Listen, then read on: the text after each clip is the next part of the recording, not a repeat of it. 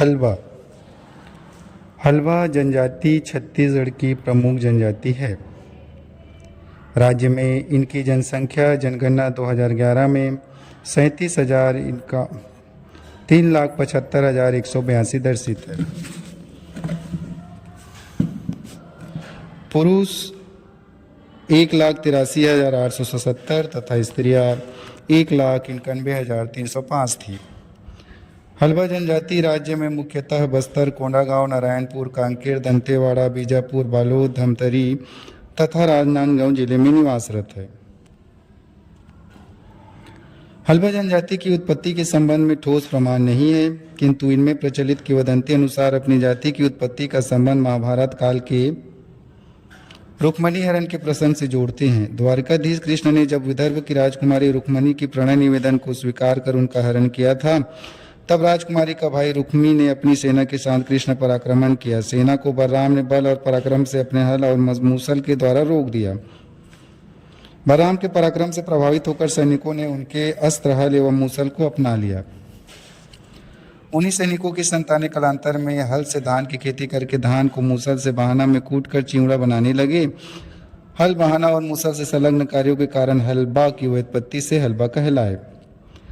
हल्बा जनजाति के घर सामान्यतः लकड़ी और मिट्टी से निर्मित होते हैं, जिनके ऊपर खपरेल या देसी केवैलू लगी होती है। अपने घरों का निर्माण इनके द्वारा स्वयं किया जाता है। इनके गांव कई पारों में बटे होते हैं। इनके साथ गोड़, भतरा, मुरिया, माड़िया आदि जनजाति के लोग भी ग्राम में निवास करते हैं। घर की स्वच्छता पर हल्बा जनजाति की महिलाएं काफी ध्यान देती है। स्त्रियां अपने हाथ पैरों पर दीवार महिलाओं से गोदना गुदवाती है, जिसमें विभिन्न प्रकार की आकृतियां होती है। पुरुष धोती, पटका, बंडी, सलूका पहनते हैं।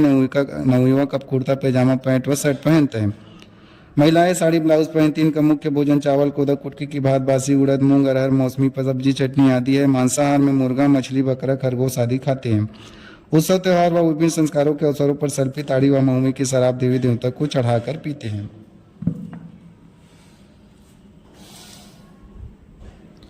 हल्बा जनजाति की आर्थिक संरचना मुख्यतः कृषि व जंगल उपज पर निर्भर है। कृषि कार्य में निपुण होने के कारण इस जनजाति की आर्थिक स्थिति अन्य जनजातियों से अच्छी है।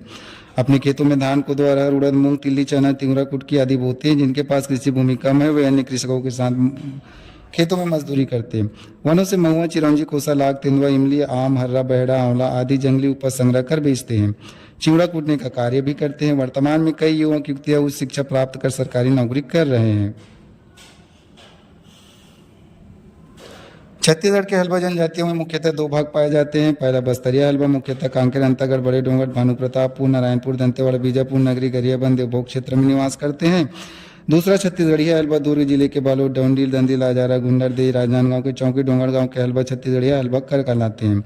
हल्बा जनजाति के प्रमुख गुत नाइक, पिजदा, मसिया, कोसमा, भंडारी, पुजारी, चनाब, चोरका, राणा, तारम, सोम, सिवाना, धनगुन, केराम, नेगी, गुनगैया, समर्थ इनके टोटम होते हैं।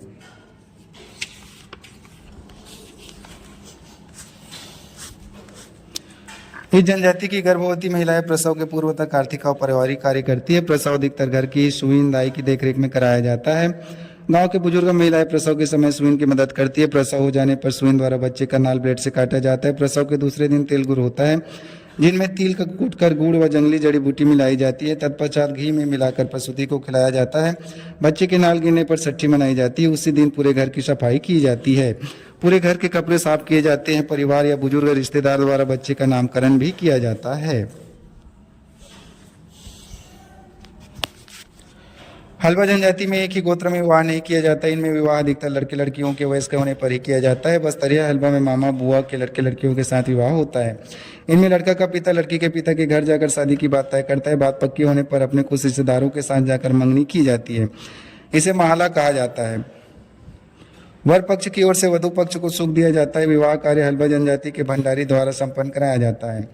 वर वधु को मंडप में एक दूसरे के सामने खड़ा कर बीच में चादर लगा दी जाती है। जाति का बुजुर्ग दो दीपक जलाकर उसके लौ को साथ मिलाकर रखता है।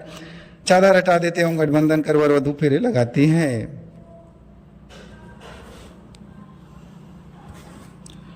हल्बा जनजाति में मृत्यु पश्चात मृत शरीर को दफनाते हैं। अच्छी आर्थिक स्थिति होने पर दाह संस्कार भी किया जाता है।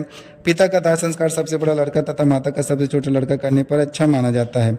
छोटे बच्चों की मृत्यु होने पर उन्हें दफनाया जाता है। स्त्री का मृतक संस्कार 7 दिन तक, पुरुष का 9वें दिन किया जाता है। कहीं कहीं पर तीसरे दिन भी इस रस्म को पूरा कर देते हैं।